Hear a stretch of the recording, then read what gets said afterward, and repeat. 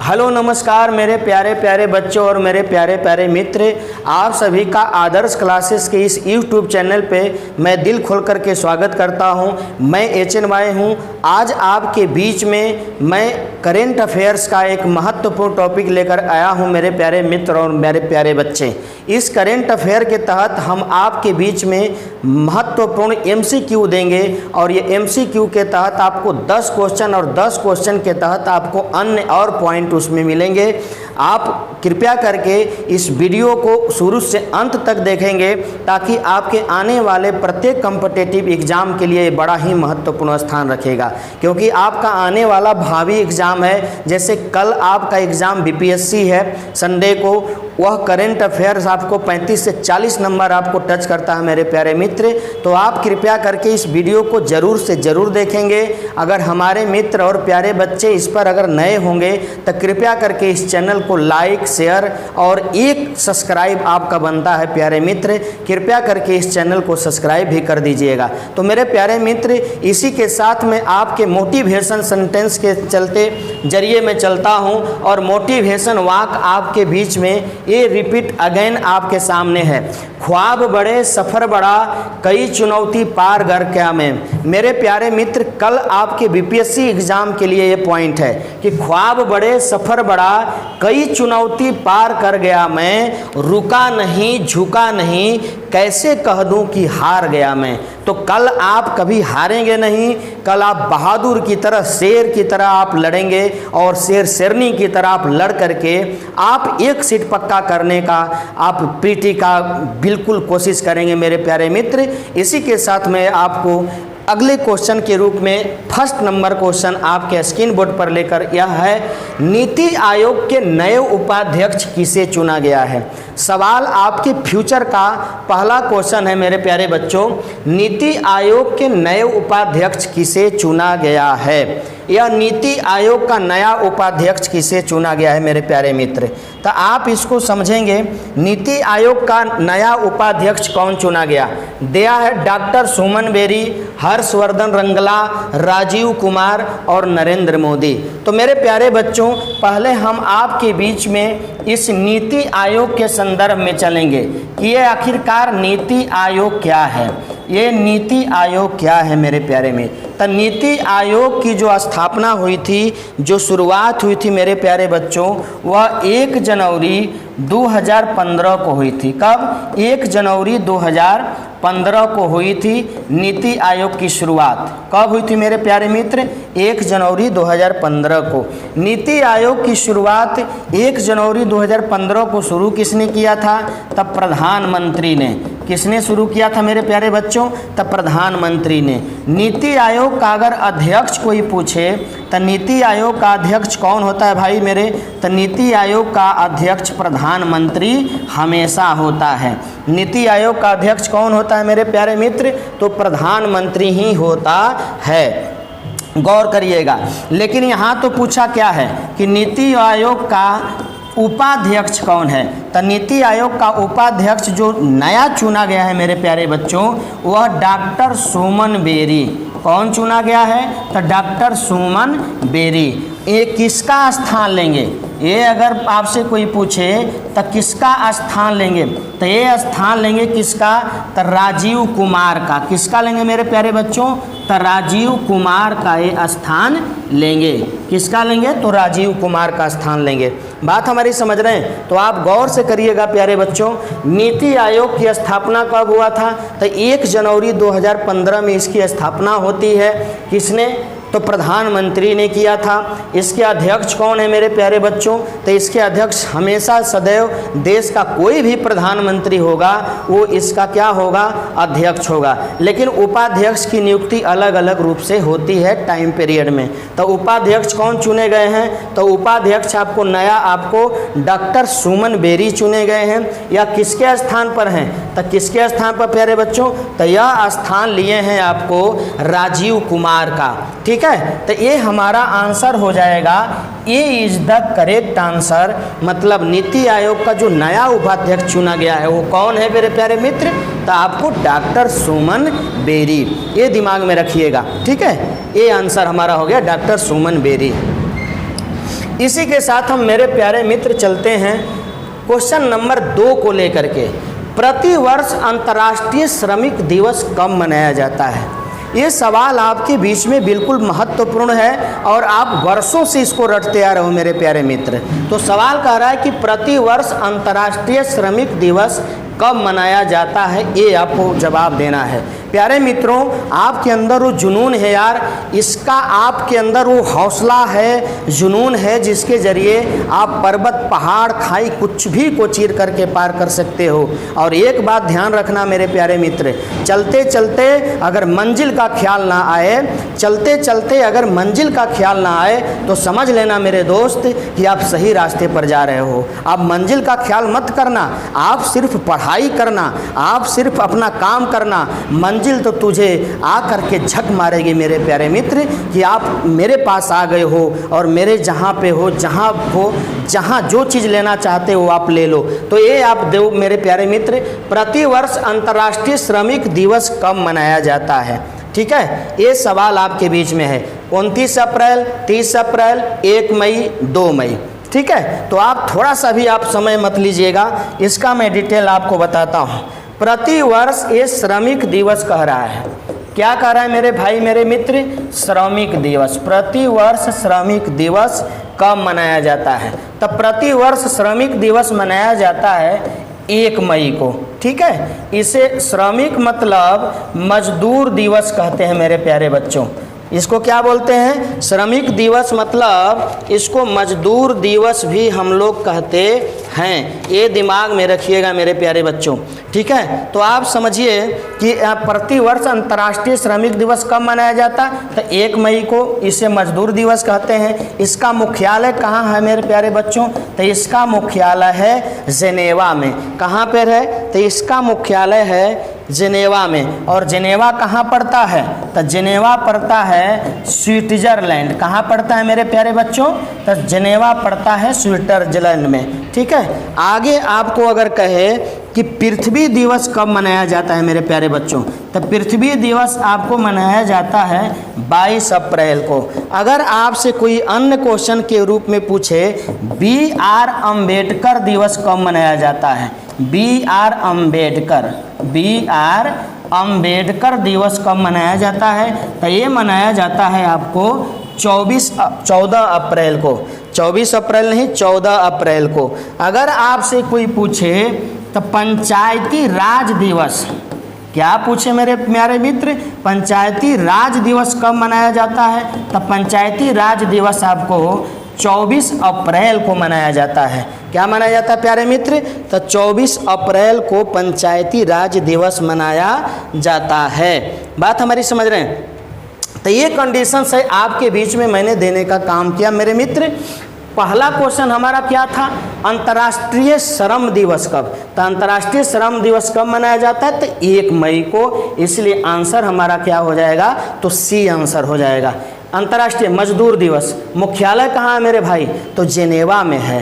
कहाँ जेनेवा है? स्विट्जरलैंड में है। अगर आपसे अन्य कोई क्वेश्चन करे पृथ्वी दिवस के रूप में तो 24 अप्रैल, BR अम्बेडकर दिवस 14 अप्रैल, पंचायती राज दिवस मेरे मित्र आपको 24 अप्रैल को मनाया जाता है। अगर आपसे कोई पूछे कि 29 अप्रैल को क्या मनाया जाता है, तो 29 अप्रैल को कौन सा दिवस मनाया जाता है मेरे मित्र, मेरे भाई, मेरे बच्चे, आप इसको कमेंट बॉक्स में जब पढ़िएगा तो ज़रूर हमें लिख करके दीजिएगा कि ये 29 अप्रैल को कौन सा दिवस मनाया जाता है। ठीक है, इसी के साथ हम आगे चलते हैं क्वेश्चन नंबर 3 पे।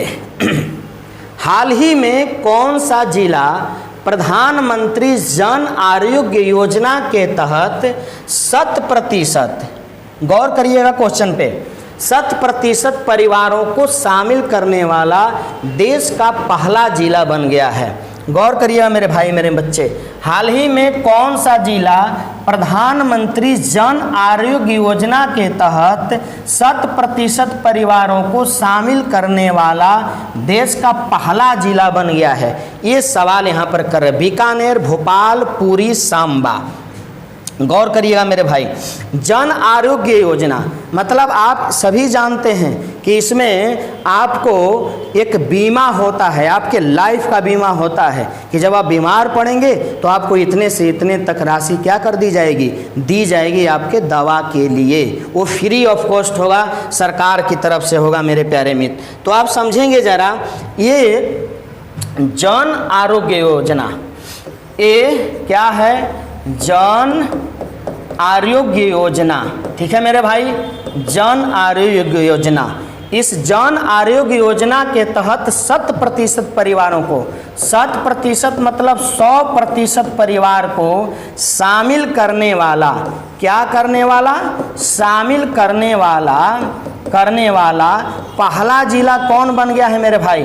तब पहला जिला बना है आपको सांबा।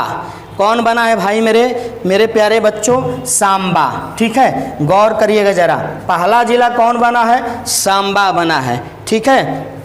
ये जो प्रधानमंत्री जन आरोग्य योजना है, प्रधानमंत्री जन आरोग्य योजना जो है, आरोग्य योजना है, ये आरोग्य योजना है, ये क्या है? तो इसमें 5 लाख तक की बीमा होती है। क्या?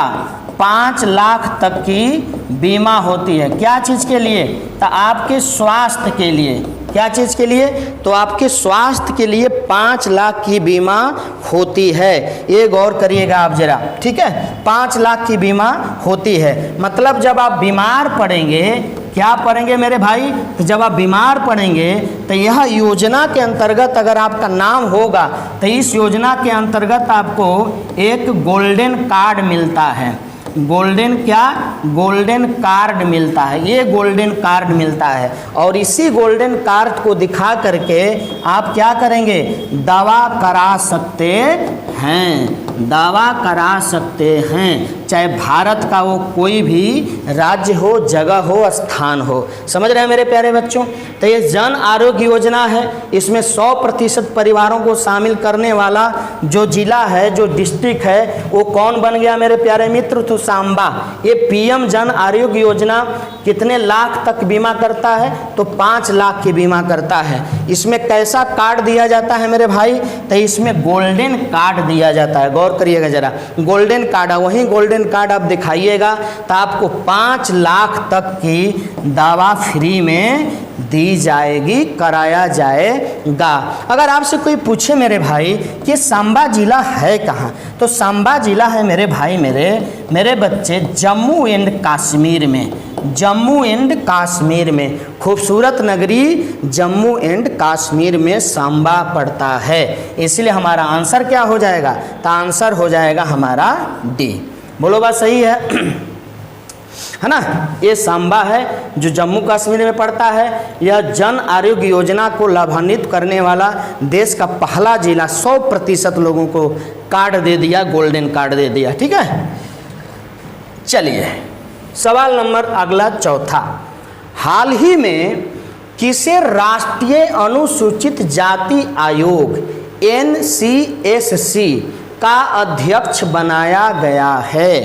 कह रहा है कि हाल ही में किसे, क्या कर रहा है बाबू मेरे? हाल ही में किसे राष्ट्रीय अनुसूचित जाति आयोग NCSC का अध्यक्ष बनाया गया है? बात हमारी समझ रहे हैं मेरे प्यारे मित्र? इसमें Vijay Sampla, L Murugan, doctor Ramashankar Katheria, doctor Yogendra Paswan. ठीक है, राष्ट्रीय अनुसूचित जाति आयोग का इसमें पूछ रहा है कि अध्यक्ष कौन बनाया गया है। तो मैं चलता हूं इस क्वेश्चन को लेकर के मेरे प्यारे मित्र, आप जरा देखिएगा।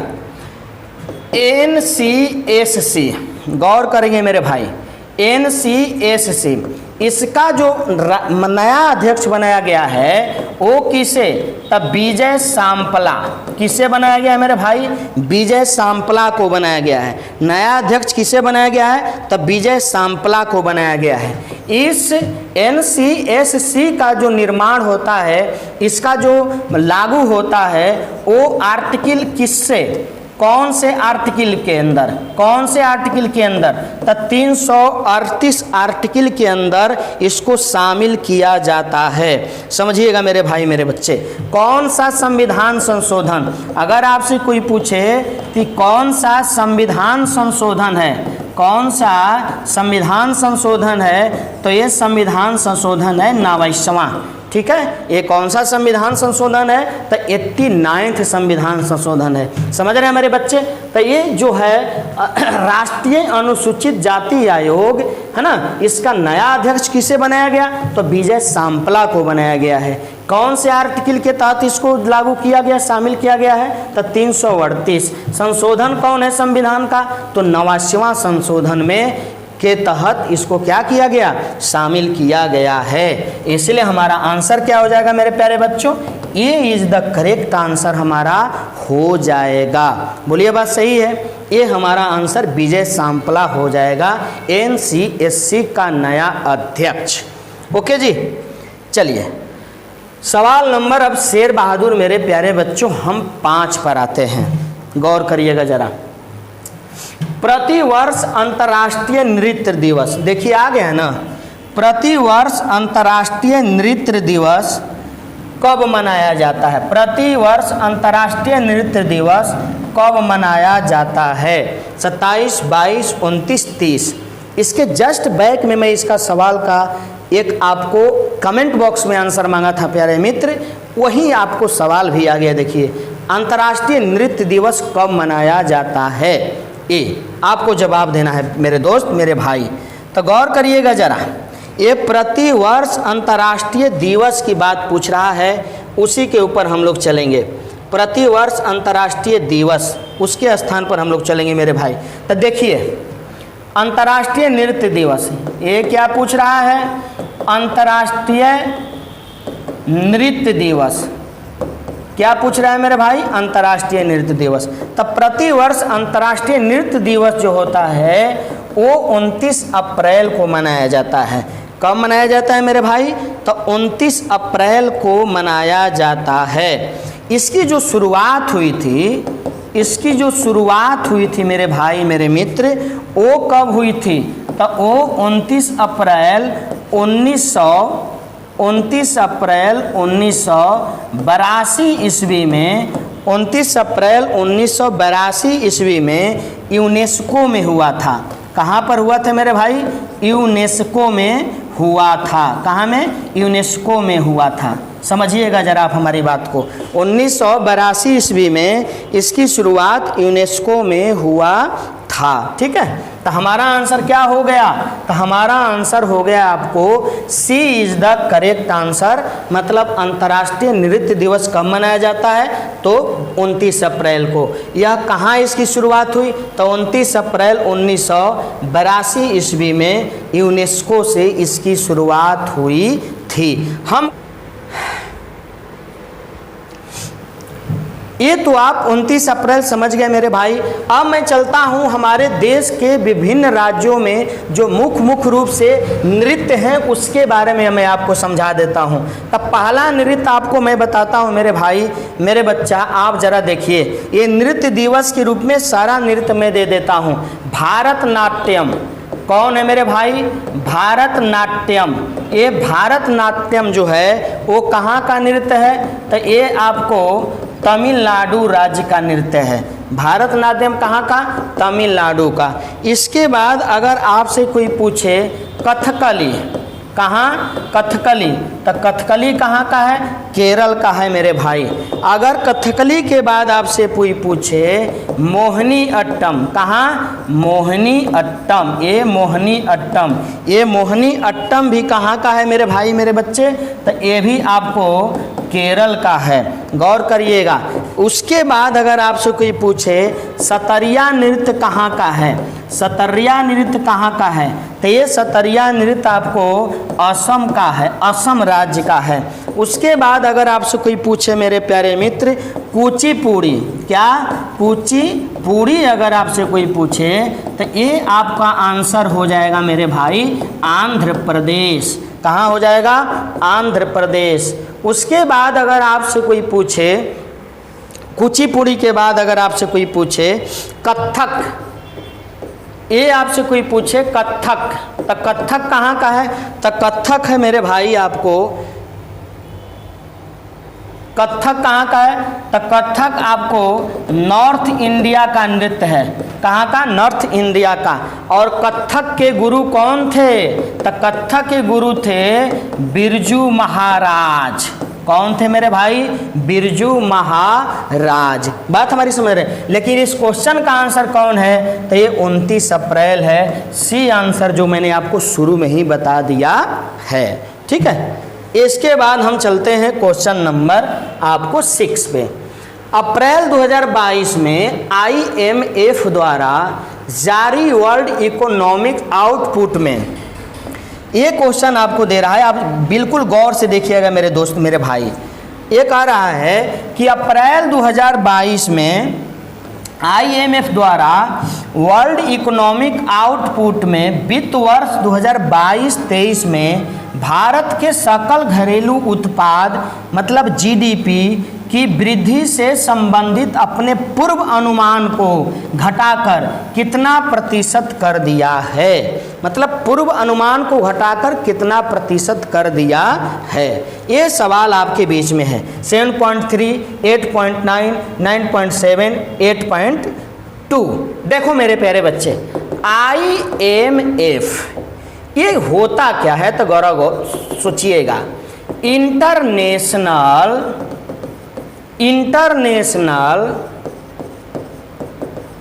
Monetary fund. हिंदी अगर कोई पूछे तो मेरे भाई मेरे बच्चा अंतर्राष्ट्रीय मुद्रा कोष, ये भंडार होता है। अंतर्राष्ट्रीय मुद्रा कोष, आप गौर करिएगा। इसका जो मुख्यालय है मेरे भाई मेरे बच्चे, इसका जो मुख्यालय है वो कहाँ पर है? तो वाशिंगटन DC। कहाँ पे? वाशिंगटन DC में है। इसका मुख्यालय कहाँ है मेरे भाई मेरे बच्चा? तो वाशिंगटन DC में है। इसमें कुल कितने देश हैं? कुल कितने देश इसमें हैं? तो कुल कितने देश? तो 190 देश इसमें क्या है मेरे मित्र? शामिल हैं। 190 देश इसमें शामिल हैं। गौर करिएगा जरा। विश्व में अगर पूछे कि विश्व में रेटिंग कितनी है आउटपुट की तहत, तब विश्व के अंदर 3.6% है। लेकिन भारत के अंदर अनुमान क्या लगाया गया है मेरे भाई? तो भारत के अंदर 8.2% अनुमान लगाया गया है। मतलब पहले से थोड़ा घटा है और ये घट करके कितना परसेंट आ गया है? 8.2%। ये आपको GDP का अनुमान लगाया गया। कब? 22 से 23, 2022 से 2023 के बीच में ये आपको सकल घरेलू उत्पाद का ग्रोथ रेट अनुमान लगाया गया है। और पूरे विश्व में 3.6% आपको इसका अनुमान लगाया गया है। ठीक है, ठीक है। आप जरा देखो मेरे भाई, अगर आपसे कोई पूछे कि इसका नवीनतम देश कौन जुड़ा है, नवीनतम देश कौन जुड़ा है, नवीनतम अगर आपको कोई पूछे कि लास्ट में देश कौन जुड़ा इस IMF में, तो इसका नाम है एंडोरा। क्या नाम है मेरे भाई? एंडोरा। ठीक है, ये कब जुड़ा? तो ये जुड़ा ठीक है, एंडोरा ये आपको नवीनतम देश यहाँ जुड़ा हुआ है। ठीक है, कुल मिलाकर कितना देश? तो कुल मिलाकर 190 देश। इंटरनेशनल मॉनेटरी फंड, ठीक है, अंतर्राष्ट्रीय मुद्रा कोष, इसका जो संगठन है, इसका जो मुख्यालय है वो वाशिंगटन DC में है। कुल कितने देश हैं? 190 हैं। विश्व में कितना GDP आंका गया? तो 3.6%। और भारत में कितना आंका गया है? तो आपको 8.2%। इसलिए हमारा आंसर क्या हो जाएगा बेटा मेरे? तो 8.2% हो जाएगा मेरे मित्र। ठीक है, आप इसी तरह आप साथ देते रहिए और आगे बढ़ते रहिए दोस्त, हम लोग आगे बढ़ते रहेंगे। चलिए सवाल नंबर 7 पे आ जाइए। 27 अप्रैल 2022 को भारतीय नौसेना एवं किस कमान द्वारा, भारतीय नौसेना एवं किस कमान द्वारा ब्रह्मोस सुपरसोनिक क्रूज मिसाइल के पोतरोधी संस्करण का सफल परीक्षण किया गया है। क्या बात है, अरे भैया ब्रह्मोस सोचो सुपरसोनिक मिसाइल, ये एक ऐसी मिसाइल है जो किसी को भी नेस्तनाबूद करने के लिए बिल्कुल रेडी है। तो इससे हमारे देश की जो सत्ता होगी, पावर होगा, शक्ति होगा, वो क्या करेगा, बढ़ेगा मेरे मित्र। तो ये आपका सवाल किया है क्वेश्चन नंबर 7 में। तो गौर करें मेरे भाई मेरे बच्चा, ये क्वेश्चन नंबर 7 कह रहा है और इसका हमको आंसर लेना है। तो गौर करिएगा, ब्रह्मोस सुपरसोनिक मिसाइल, ये BrahMos supersonic missile, BrahMos supersonic ये मिसाइल की बात कर रहा है मेरे भाई, ब्रह्मोस सुपरसोनिक मिसाइल। इसका जो सफल परीक्षण किया गया है वो कहाँ से, तो अंडमान निकोबार, अंडमान निकोबार कमान द्वारा, अंडमान निकोबार एक कमान द्वारा इसका क्या किया गया, तो सफल परीक्षण किया गया है।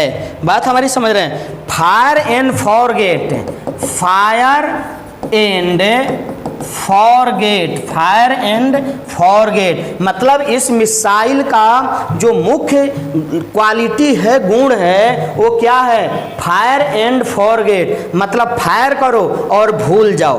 बात हमारी समझ रहे हैं। और ये अपने से जा करके जहां कोई अगर कोई वायुयान हो, हेलीकॉप्टर हो, एयरफोर्स का कोई चीज़ हो और हमारे देश को वो बम पटकना चाहता हो, मिसाइल छोड़ना चाहता हो, तो वहां जा करके उसको क्या कर सकता है, ये बिल्कुल सुपरसोनिक मिसाइल उसको नेस्तनाबूद कर सकता है मेरे भाई मेरे बच्चा। इसीलिए इसका नाम पड़ा फायर एंड फॉरगेट। गौर करना मेरे भाई, फायर एंड फॉरगेट यह कितनी गति से, तो 2.8 मैक की गति से यह क्या करता है, वार करता है, चलता है। ये आप समझिए, ये 2.8 मैक की गति से क्या करता है भाई मेरे बच्चा, ये गति करता है, ये चलता है। और ये एक बार छोड़ दीजिएगा तो आप भूल जाइए, अपने से जा करके उसको क्या करेगा, वो वार करेगा और मार सकता है। ठीक है मेरे दोस्त, तो ये आंसर हमारा हो जाएगा अंडमान एंड निकोबार द्वीप समूह के कमान द्वारा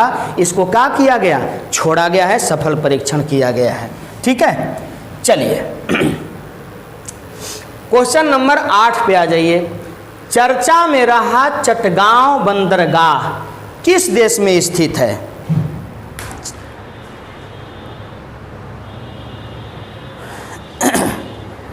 मेरे भाई इसका आप जवाब दो।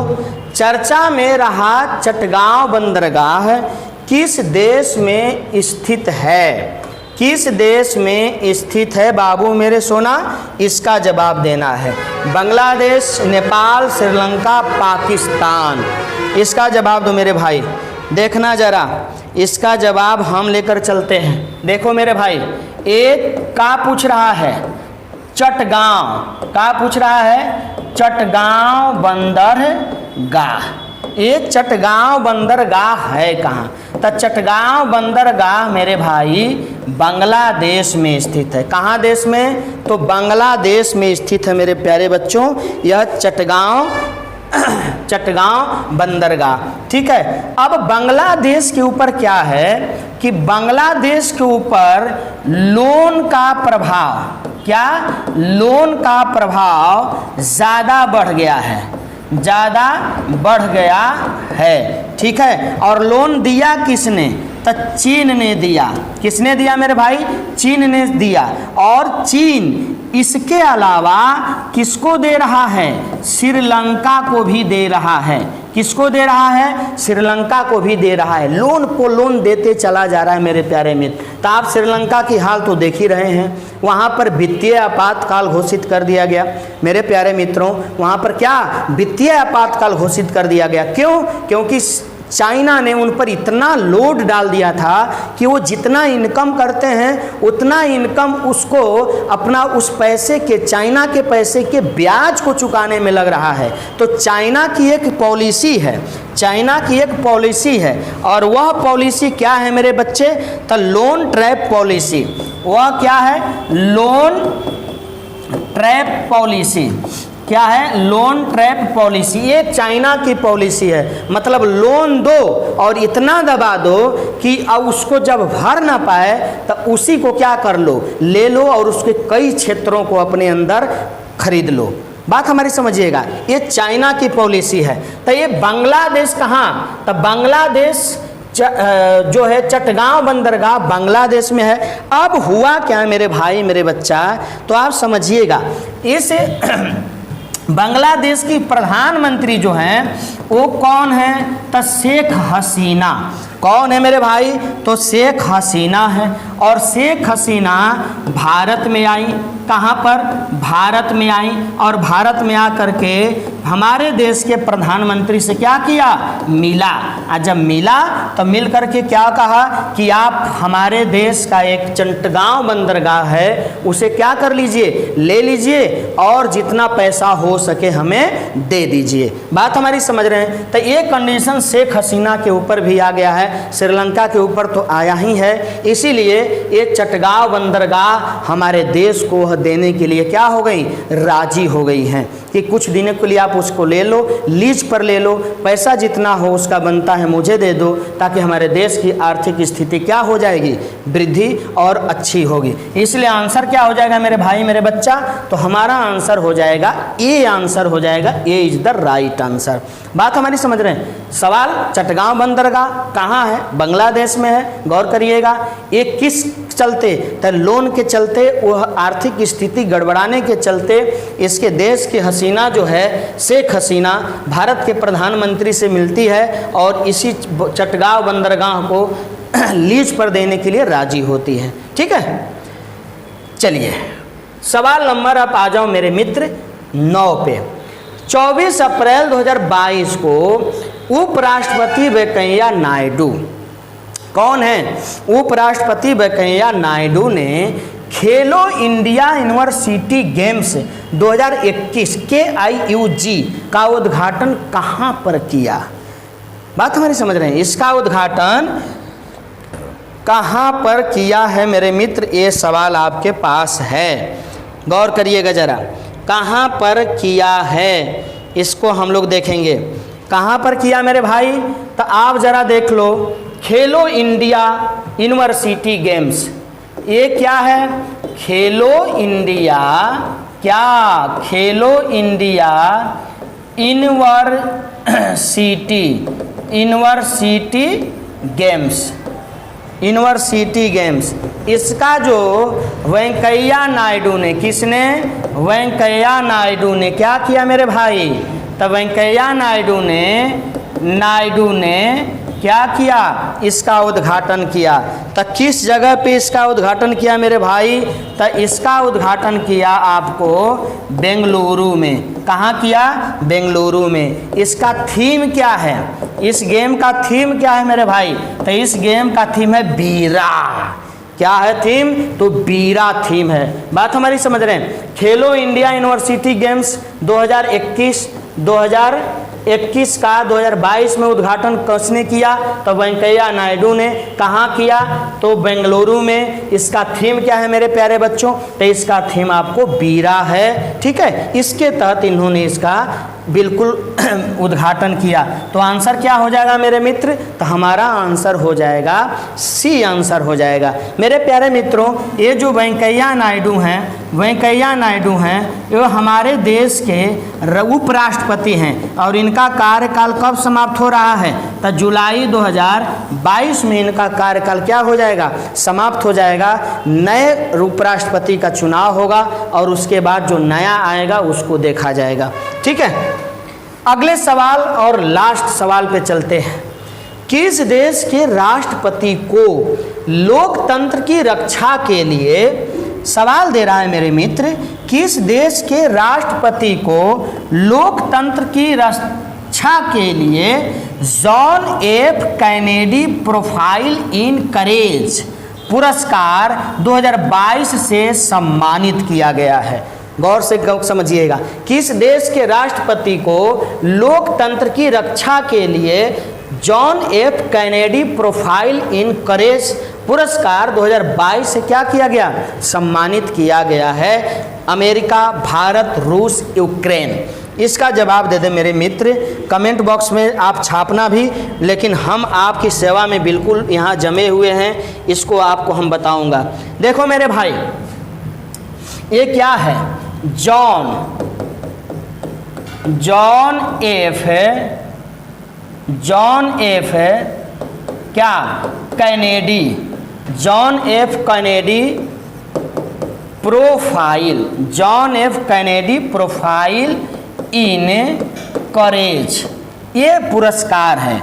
John N Kennedy Profile in क्या? करेज, ये पुरस्कार है मेरे मित्र। आपको जानकारी होना चाहिए कि ये पुरस्कार दिया क्यों जाता है। तो ये जो पुरस्कार दिया जाता है मेरे मित्रों, तो अपनी देश की सुरक्षा के लिए, अपने देश की सुरक्षा के लिए, अपने देश की क्या के लिए? तो सुरक्षा के लिए पुरस्कार दिया जाता है। लोकतंत्र को बचाने के लिए पुरस्कार दिया जाता है। गौर करिएगा जरा, लोकतंत्र को बचाने के लिए पुरस्कार दिया जाता है। किसी हमला